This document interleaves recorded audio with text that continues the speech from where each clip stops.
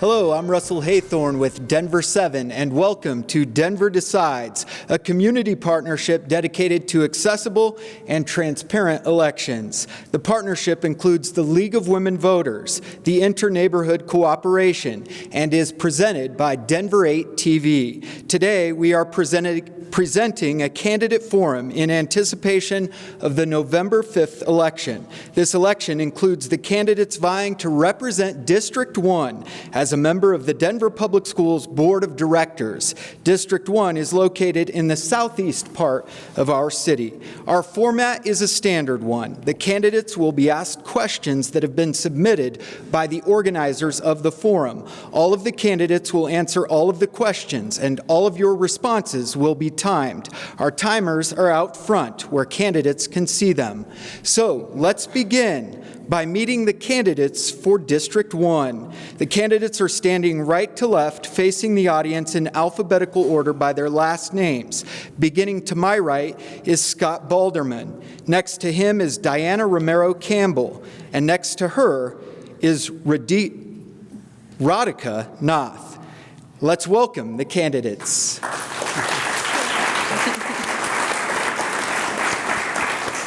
Radhika, my apologies. I'll try not to do that again. Let's begin with question number 1. And during this question, you as candidates will have 1 minute to answer. We'll start in alphabetical order with you, Scott. C3 is an elementary school co-located in the basement of Merrill Middle School. This school year, both programs had wait lists of over 100 students. What is your solution to the demand issue? So first off, I am not in favor of co-locating schools because of the resources that are divided up between the different schools. This is with Merrill Middle School and C3. This was a decision that was made 8 years ago, and I don't think it necessarily applies because back then the school is under-enrolled. Now it's over-enrolled with wait lists. I think we need to start looking at possibly moving C3 into a new building, possibly Rosedale, or into a new structure that isn't available right now. Thank you, Scott. Diana. Thank you for the question. I just want to start and say thank you for this evening and for everyone being here. I think that we really need to engage our community and our parent and student voice in this decision. I know that there has been a process, and it's great that we have a waiting list and that people and the parents are really excited to attend the school, but we do need to find a place for them all to be, and I want to make sure that they have high-quality options. Thank you, Diana. Radhika. So Denver Public Schools uses a portfolio strategy. And based upon that, we have choice so that parents can choose to go to various schools. However, choice is an illusion because only the parents who are hustling the hardest or winning a lottery are able to access the school of their choice. And this wait list is a symptom of that. We need every single neighborhood school to be strong and well-resourced and have high-quality education.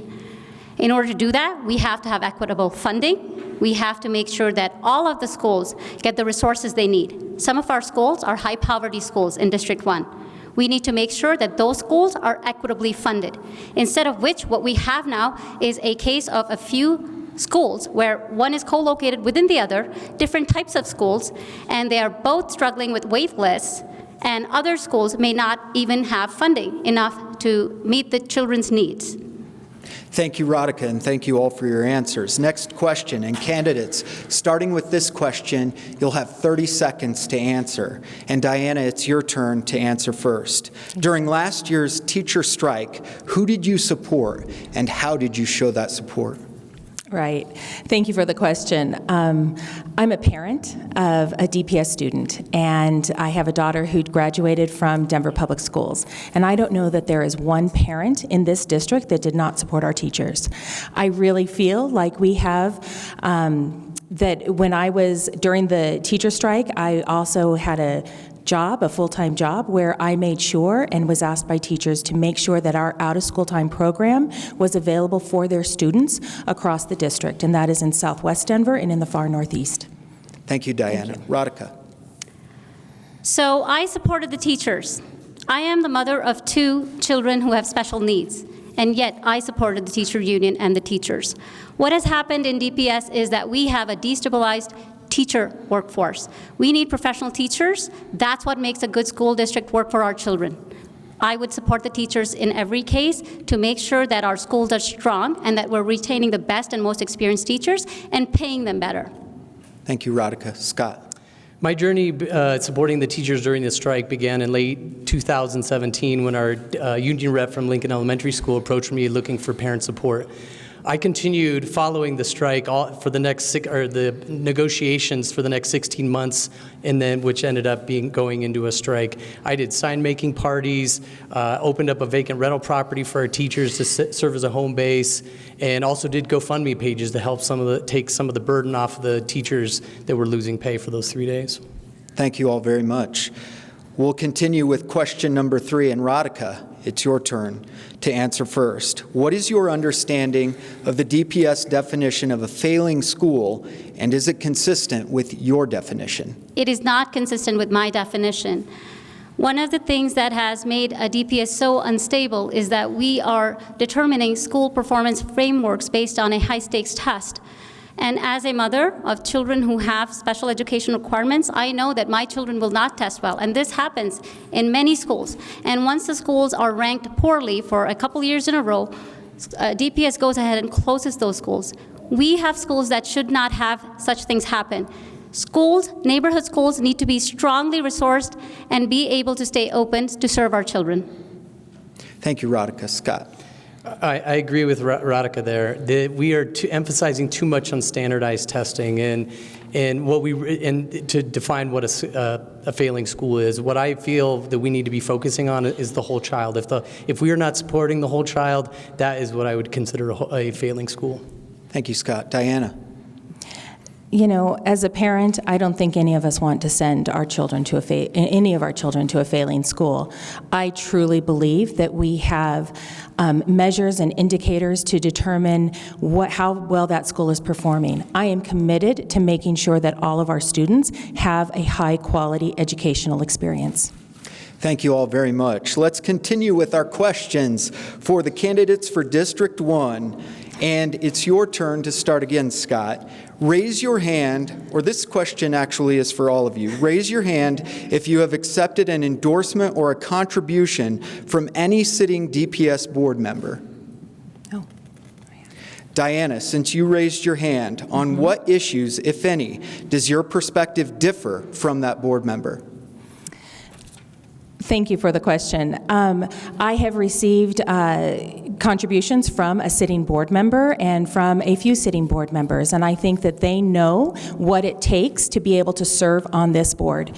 They know the experience that is needed and the complexity that is required to be able to best serve our students. I am that candidate that they have chosen to be able to endorse, to be able to further advance good work that we can do. Thank you, Diana. And now, Scott, it's your turn to start the round of questioning again. What is your solution to Denver's late summer hot classrooms issue? Okay, 30 seconds? 30 seconds to answer. I've been battling this fight, I've been fighting this battle with DPS for years now. At Lincoln Elementary School, I worked on raising funds for our school, and we installed window fans into the classrooms with timers that would bring in cool air at night. It was an energy-efficient solution that was cost-effective. I would love for us to look at that type of solution versus going right into installing air conditioning. If these more natural solutions won't work for a school, then we bring air conditioning onto the table. Thank you, Scott. Diana. I sit on the Bond Oversight Committee, and one of the challenges that we have been facing, because since 2014, I've been a part of a process to determine and to decide how we get dollars into improving our schools through the bond and through the mill. It is critically important, and we have a list this long of schools that need to have heat mitigation and air conditioning. And the reality is that we created an equity indicator to equitably distribute the dollars, to distribute dollars to our neediest schools, to those schools that have the highest FRL, SPED, and ELA. Thank you, Diana. Radhika. Did you know that between PCOPs and all the bonds that have been issued, that DPS is now owns 10 times the debt of Jeffco and 4 times the debt of Denver City. That is the kind of mismanagement that DPS has undertaken. We need to make sure that instead of spending on more things that are not needed, like extra building capacity, even though they keep projecting enrollment declines, we need to make sure that those schools that don't have air conditioning have that. And also, in terms of climate change, we need to look at other greener solutions to make better environmentally safe buildings. Thank you, Radhika. Switching gears, student threats. What do you believe is the best course of action for handling students who make credible threats against other students and staff? And Diana, it's your turn to go first.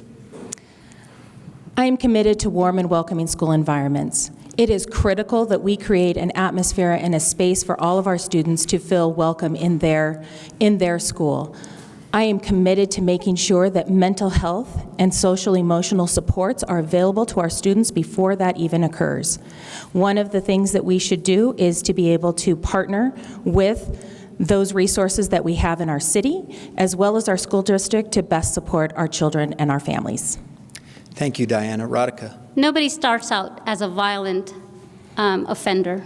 I think children who are having those kinds of trauma issues have been exacerbated by school resources that have not adequately addressed some of the issues that children are having, including what was recently the case at the PLEX program in Ellis.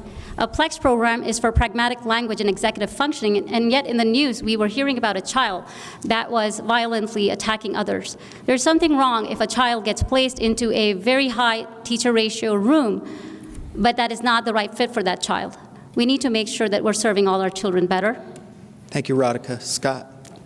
We need to continue promoting a welcoming environment for our kids at school. I think the first thing we got to do is partner up and constantly be in contact with our special service providers and working with DCTA on this to make sure that we're introducing more anti-bullying programs for our younger students, and then self-advocating for and upstanding for our middle school and high school students.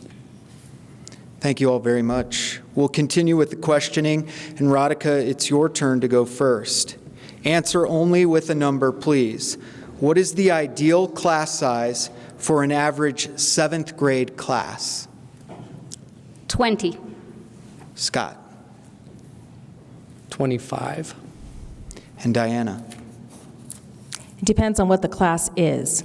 I would say we're closer to low 20s. Thank you all very much. And now it's time for some fun. This is called the lightning round, in which our candidates will be asked several short questions, and here's how you as candidates will answer. If your answer is yes to one of these questions, you show us a thumbs up. If your answer is no to one of these questions, you show us a thumbs down. You don't need to say anything, just thumbs up or thumbs down. So here we go with the lightning round, and then we'll continue with the other questions. Would you advocate for the sale of the building at 1860 Lincoln and the subsequent relocation of the DPS central administration offices and school programs to less expensive real estate? In order to ensure a reliable recruiting pipeline of teachers of color, would you advocate for a, quote, GI Bill type financial support program for DPS paraprofessionals and for students currently enrolled in Colorado colleges? Oh, absolutely. Thank you all. Do you agree with placing an upper limit on hard money campaign contributions for future school board races? Thank you. Considering just Southeast Denver alone, 100% of charter schools have air conditioning, while only 25% of the neighborhood schools have air conditioning. Do you think this is equitable? No. What? Many studies have shown that teenagers need more sleep, and apparently so do I. Would you support a later start time for middle and high school students? I've got a teenager.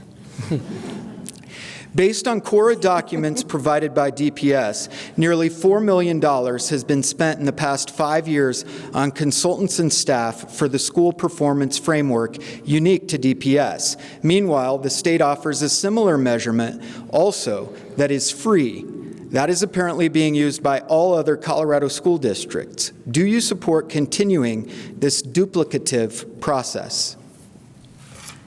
Thank you. Do you think kids in DPS are spending too much time on standardized tests? Oh, yeah. That was a shorter question. Instead of asking taxpayers for an extra $200 million for air conditioning as part of the next bond, will you publicly advocate for a school start date after Labor Day? Yeah. Thank you. Would smaller class sizes that could create a more connected teacher-student relationship result in better mental health outcomes for kids? Say that one again? That was a long question. I can repeat it. Yeah. Would smaller class sizes that could create a more connected teacher-student relationship result in better mental health outcomes for kids? Yes. And finally, do you think Denver school board members should be compensated for your service? Thank you all very much. And now we'll continue with our regularly submitted questions. And I believe the rotation is back to Scott for answering first. Scott, how will you ensure, and this question is for all of you, how will you ensure that the voices of your constituents are appropriately represented before casting your vote on things that will affect your kids' neighborhoods? Scott. I commit to making sure that I will be attending neighborhood associations, PTA meetings, CSC meetings, you name it. I'm going to be very active within our community. Right now, I feel like DPS is working too much in isolation on some of our big issues like segregation in our schools and affordable housing issues with our teachers. That is my commitment to you, that you will see me a lot in community events. Thank you, Scott. Diana. I absolutely commit to being able to visit the schools, to be able to talk to school leaders, and be able to convene those school leaders as well as teachers and listen to the voice. But it's critically important that we also listen to students in this process. So Radhika. we know that it is important to include community and the voices of parents and students in the decision-making process. That said, once you have that, you have to create thoughtful, nuanced, and sustainable policy. And on that front, DPS board has not got enough expertise and has failed. I believe that we need to include community, but then take those voices and create solutions that work for the community. Thank you, Radhika, and thank you all. The next question for our candidates will begin with Diana. And again, candidates, you have 30 seconds for your answers. From the DPS Comprehensive Annual Financial Report, the district has $4 billion of debt right now. Under your leadership, how will you work toward getting taxpayers out of this debt? Diana. Thank you. I think that there are complexities in the question, and to answer it in 30 seconds is a little unrealistic. But I do think that we need to be able to look at where we are spending our dollars and really have the values reflect in our budget. Students get the dollars closest to the classroom and make sure that our teachers, our paraprofessionals, and other professionals that support the classroom are well resourced. Thank you, Diana. Radhika. I have two things that I would like for all of us to consider. One of them is that there is a predatory loan on DPS, which was the PCOPS loan that was created years ago, a 30-year variable interest loan. I believe that we need to revisit that contract and dig DPS out of it. Number two, bonds have been ill-spent. We need to do a thorough audit of how taxpayer dollars have been used and recover monies where we can. Those are my two solutions. Thank you, Radhika. And Scott. The bell keeps, it's in its lap. Yeah, it is distracting. Yes. Yep. So we definitely need to be very cautious before we start taking on more debt. We're at $4 billion, like it was stated. We need to bring in unbiased professional consultants that can get us on track, at the same time making sure that our classrooms are properly funded. Because I'll leave it with that. Thank you, Scott. And that brings us to our final submitted question for the candidates. And I believe, Radhika, it's your turn to go first. What are the top 3 tangible goals during your board tenure? Number one, we have high poverty schools in District 1. as well as across Denver, but let me talk about District 1 because I know District 1 better.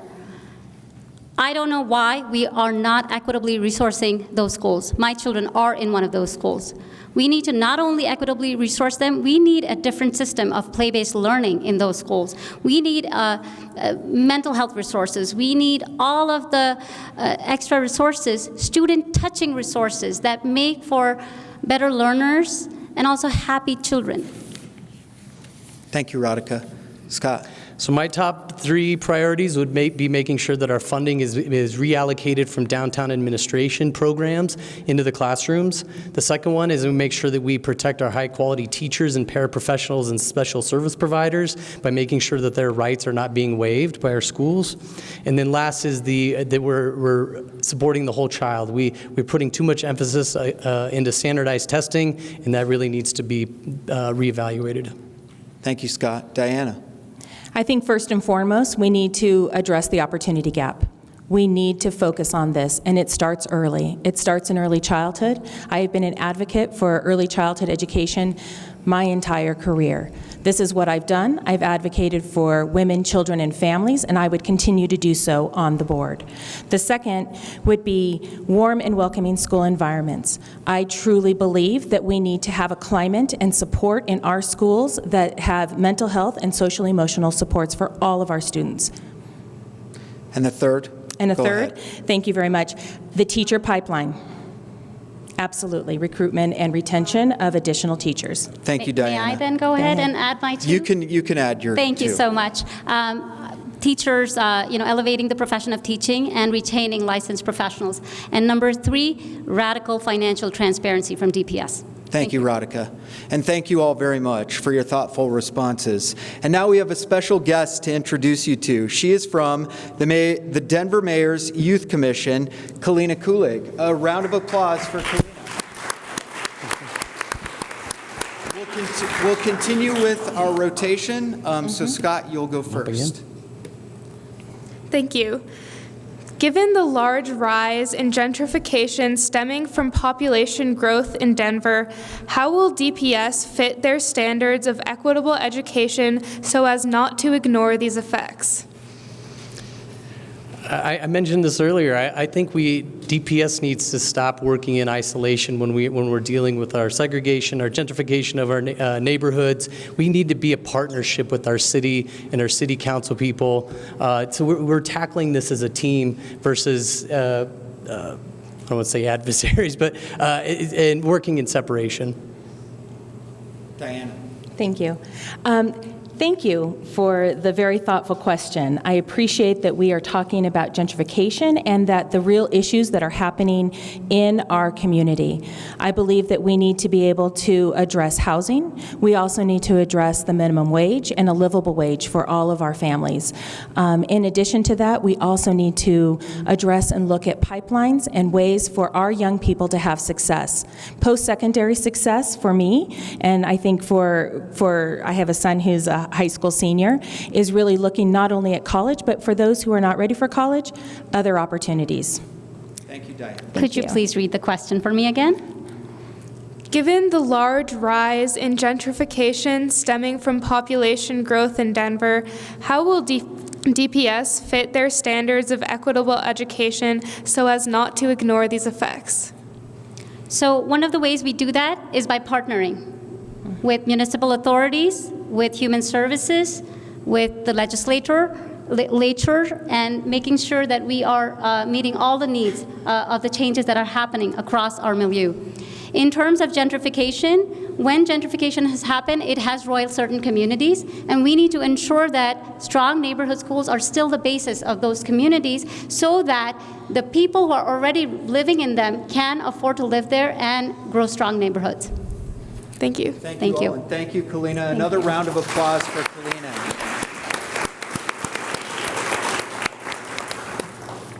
All right, we will continue our forum with the candidates for District 1, and now you guys get to have some fun with one another. So each of you can ask questions of your opponents.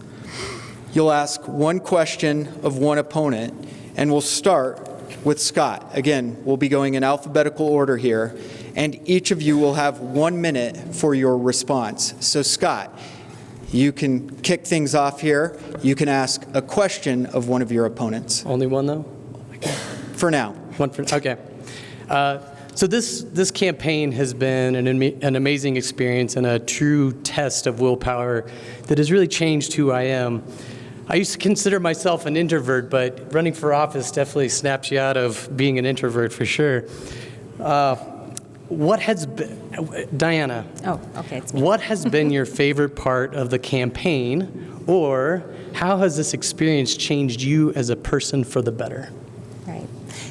Thank you. I appreciate that question. I think one of the most amazing things that I have had the experience doing over the campaign is meeting people, spending time on doors, talking to voters, talking to the parents and educators and students in this community has been phenomenal.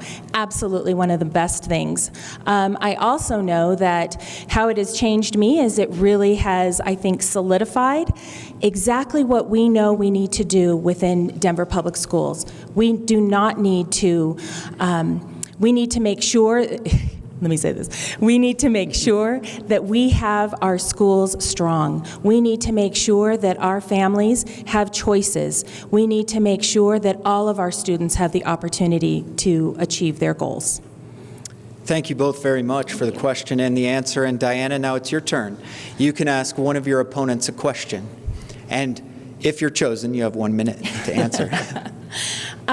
This one's for Radhika. There you go. Do you commit to supporting the tens and thousands of families across the district that are not attending their neighborhood school? Of course, I want every school to be high quality, but I don't want one school to benefit at the expense of other schools. I want all of our schools to be high quality. The goal is to serve all of our children's families and communities. When a school thrives, the community around it thrives. Thank you, Diana, and thank you, Radhika, for your response. And now, Radhika, it's your turn. You can ask a question of one of your opponents. Diana, I have heard you time and again espouse democratic values of inclusion, grassroots democracy, and representation. These are admirable and timely values our children should be taught as our democracy is in a crisis with the influx of dark money. This school board election is for an almost full-time, voluntary, and unpaid position, and yet your campaign has received a lot of special interest funding support. SFER, the new incarnate of DFER, has been described by Nation magazine as a corporate lobbying entity and has spent heavily on your behalf in this race. What lesson would a young, civically minded person draw from that? Diana. Thank you. Let me tell you about SFER, and let me tell you about the young people that are part of SFER. They are young students, graduates of Denver Public Schools. They are immigrants, they are students of color, they are successful, and they are amazing. And guess what?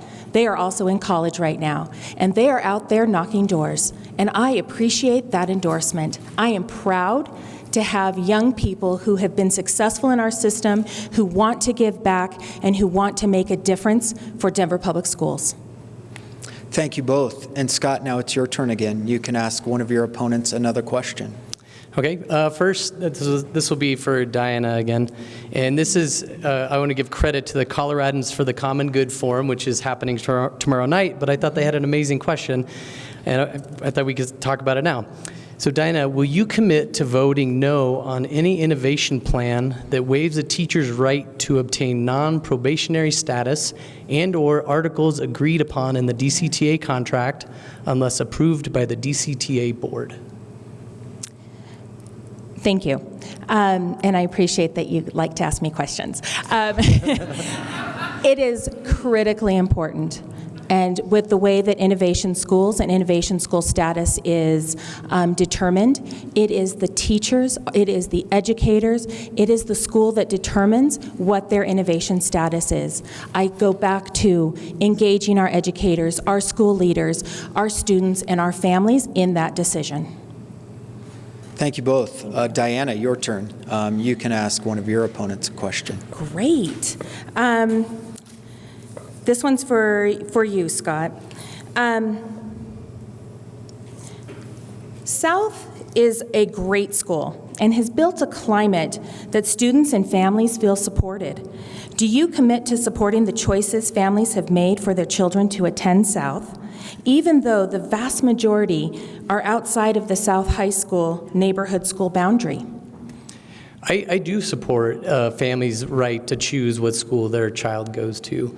What I would love to see DPS do is make our choice system irrelevant by making sure that we equitably fund all of our schools. So it's a really, really difficult decision that parents have to make on what high school or what middle school they go to.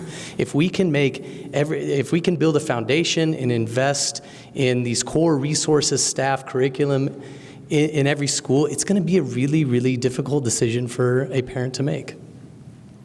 Thank you both. Radhika, your turn. Scott, this is for you. Okay. We want our kids to learn civics and be responsible citizens.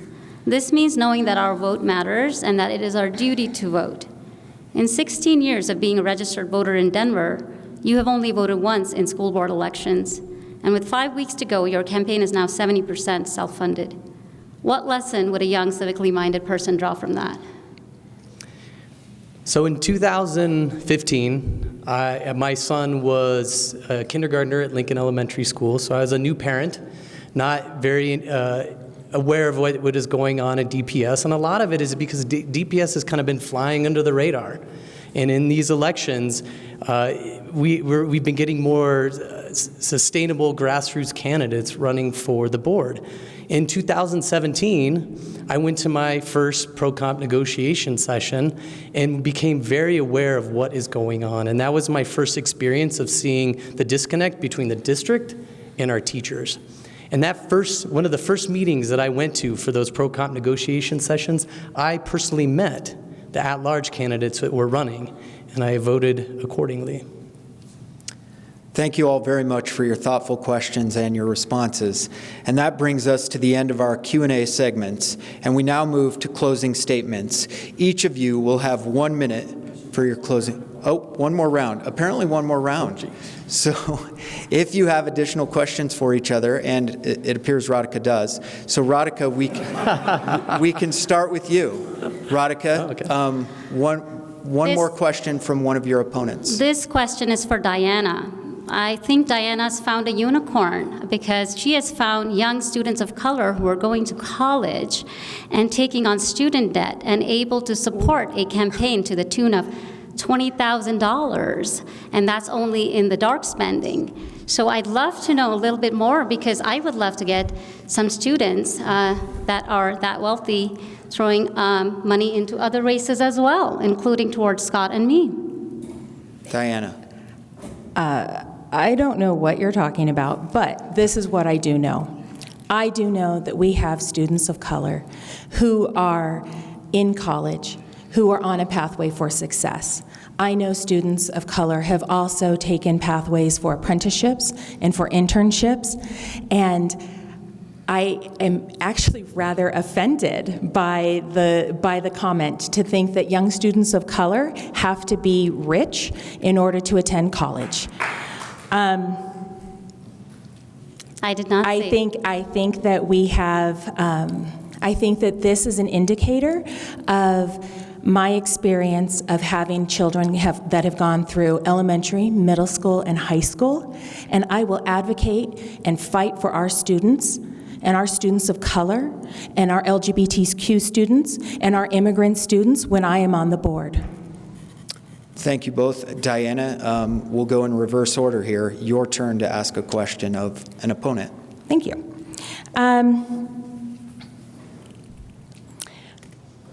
Radhika, we've talked a lot about equity, and we've talked a lot about equity indicators.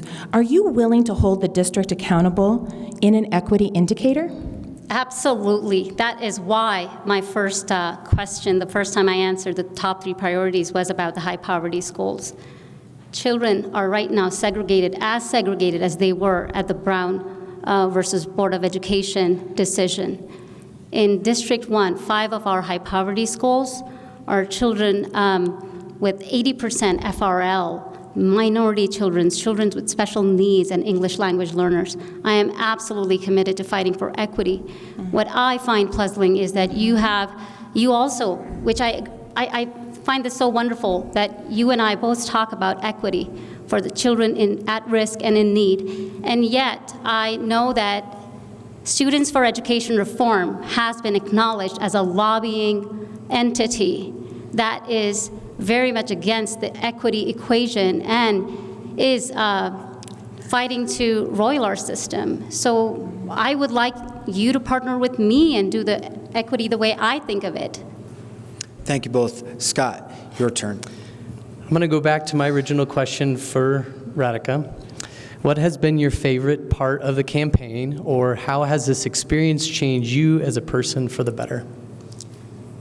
You know, when I started running, I knew that money in politics was a hard thing, and the hardest thing about running has been funding a grassroots campaign, and it has been a learning experience. It makes me realize that our democracy is stronger when we have elections that are funded publicly, rather than us relying on so many other sources of funding. So that has been, you know, really a learning experience. On top of that, I have to say politics is hard. It's dirty, it feels personal, but honestly, at the end of the day, I know that at the bottom, each one of us is a good person and wants what is best for our children. We just differ in the philosophies we bring to that equation. Thank you all very much. Yeah, very, very thoughtful responses. And now that brings us to the end of the Q&A segments, and we will move to closing statements. Each of you will have 1 minute for your closing argument, and we will go in reverse alphabetical order, which means we start closing statements with Radhika. Radhika. So, you know, I'm running for DPS School Board in District 1 because I believe every child deserves the opportunities that a high-quality education provides. I came to this country as an immigrant in pursuit of higher education, drawn to its excellent educational institutions. I believe a high-quality education is the path to the American dream. I want that for all of our kids. I want our kids to have a ramp to the American dream. I hope you will support me so that we can have somebody who's a policy expert on the DPS board that's willing to ask the tough questions and is fearless and can make better policies that serve all of our children. We don't need winners and losers in DPS. Every child should be a winner in DPS. Thank you, Radhika. Diana. Thank you, and thank you for everyone this evening. I am a DPS mom. I'm a DPS graduate. I am the daughter of 2 public school educators, and my mom was one of the first bilingual school educators that was hired by Lena Archuleta in this district. I've had the honor of being able to raise my family in a community that I grew up in Southeast Denver. I have spent my entire career working and advocating on behalf of children and women and families across the state of Colorado. I have worked in partnership to find solutions to very challenging and difficult issues. I am an advocate for early childhood education. I know that earlier is easier. We have advocated for this for many years, and our work is not done. I am also an advocate for a teacher pipeline. I am an advocate for opportunities for all of our young people. It is experience that I bring to this board. Thank you. And Scott, your turn, your closing argument. Well, thank you everyone for coming out tonight. What makes me the right choice for the District 1 seat is that I'm a small business owner, a software entrepreneur, I'm an architect, I've created jobs. The biggest inequity facing Denver Public Schools right now is how we fund our schools and our classrooms. I have the skill set that is sorely missing from the Board of Education, and I want to steer the ship in the right direction.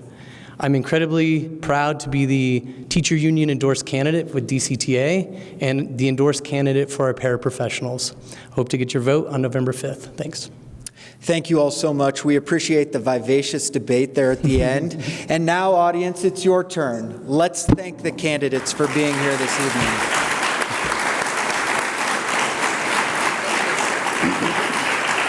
Thank you all for your participation. Also, our thanks go out to Denver Decides and its partners, which include the Interneighborhood Cooperation and the League of Women Voters of Denver. Denver Decides is presented by Denver 8 TV. We hope you have given a fair look to all of our candidates vying to represent Southeast Denver and District 1. And for a complete list of all the information about all of these candidates and all of these races, go to denverdecides.com. I'm Russell Haythorne. Thank you for joining us. Thank you, everyone.